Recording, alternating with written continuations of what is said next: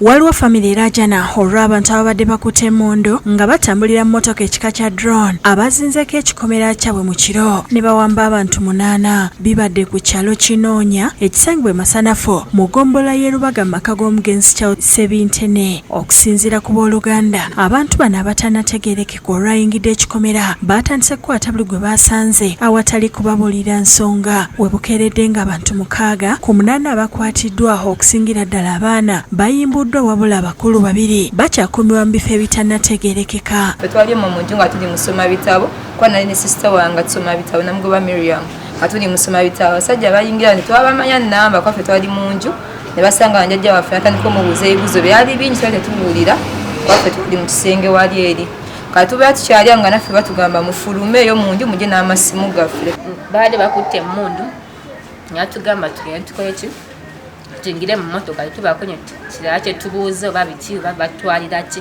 twali tubuuza batwalira ki nga tebayogera natugamba nti tujja bitegeera nga tutuuse. Abaana banyonyodde embeera gye bayisiddwamu nga bakwatibwa era nti bali mu kutya nti essaawa yonna abantu bano bandikomawo ne babawamba. Basabye ab'ebyokwerinda bazule bazadde baabwe gye baatwaliddwa. Twatuuseeyo ne batukola ki natutuuza akabaaza ne batugamba tuggyemu engatto ne tulawo akabaaza kadde kanyogoga tula ku semiiti olwamaze natugamba tugende obudde bwe bazibyemu kati natutwala mu kaduukulu ne twebaka twamaze okwebaka ne batuzuukusa.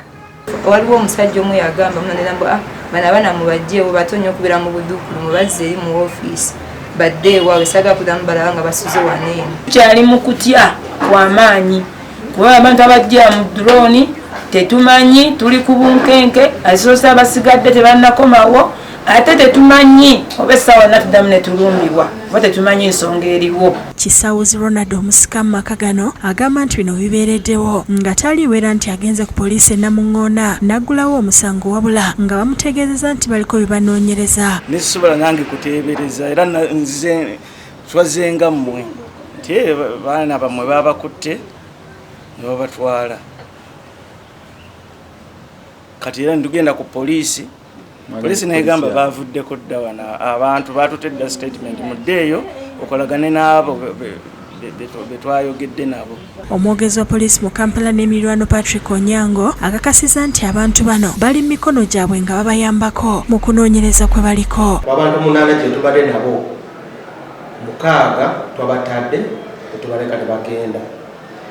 Bana 2 tukyali nabo kubanga bakyatuyambako.